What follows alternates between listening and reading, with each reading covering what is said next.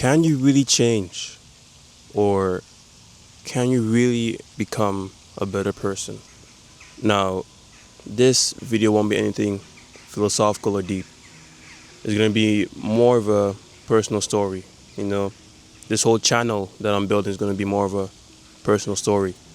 And if you see yourself in this video, then I hope it can teach you something or it can help you in any kind of way. Now, the reason why I'm making this video is because of my failure in trying to change or trying to become a better person, you know. But earlier this year, it was actually going quite well to my surprise. You know, I was making plans, making goals, and actually completing those goals, you know.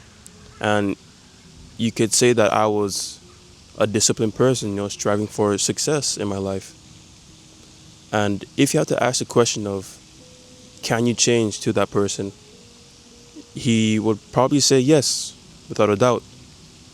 But if you had to ask me right now, then I would probably hesitate to answer that question. And to give you guys some clarity into that mental switch or to that switch of opinion, I'll give you guys a quick story. So, as of now, I'm 18 years old, turning 19.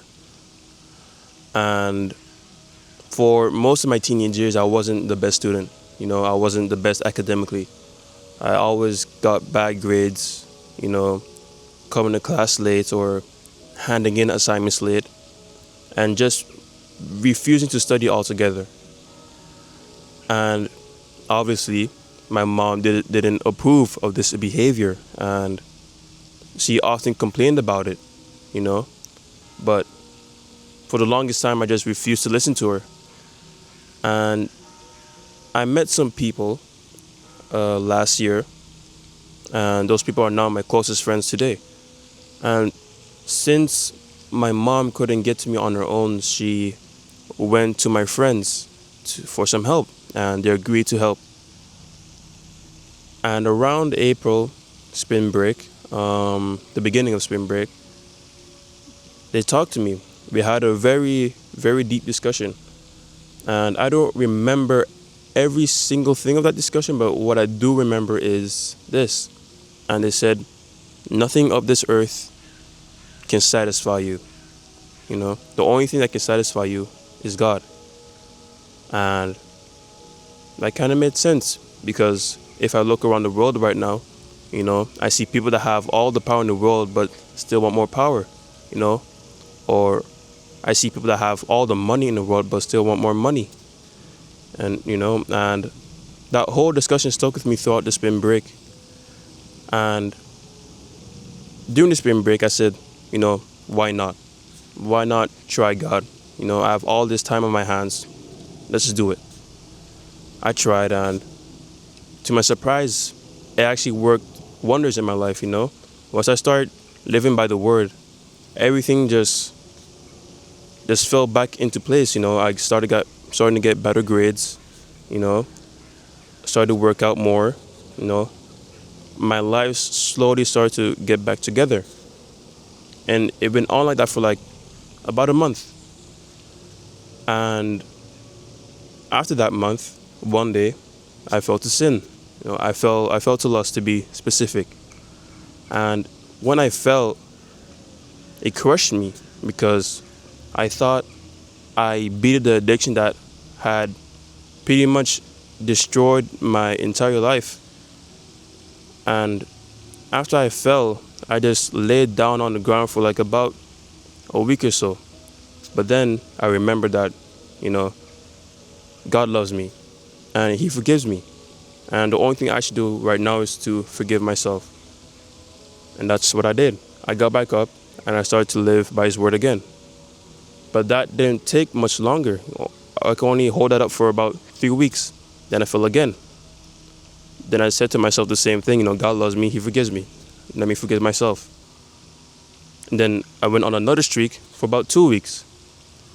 And I felt the same again. And it was just this vicious cycle of just falling and getting up again.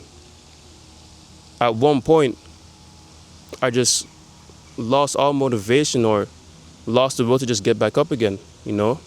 And I just kept on sinning without any remorse or guilt because I said, what's the point?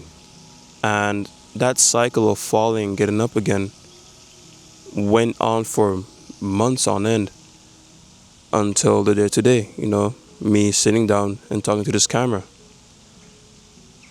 But last week, God gave me a revelation, and He said that I didn't stop following Him because I lost motivation or the will to do so, but I was fearful.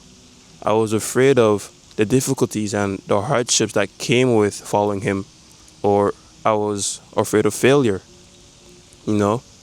And I think everyone on this earth is afraid of failure. I don't think there's a single person that doesn't feel fear. But if you work through that fear, that's called courage.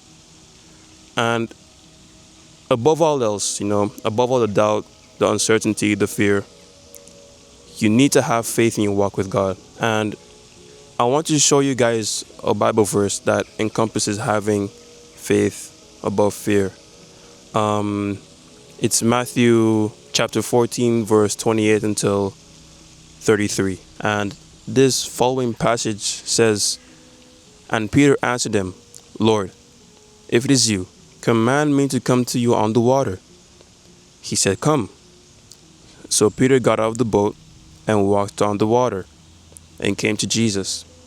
But when he saw the wind, he was afraid.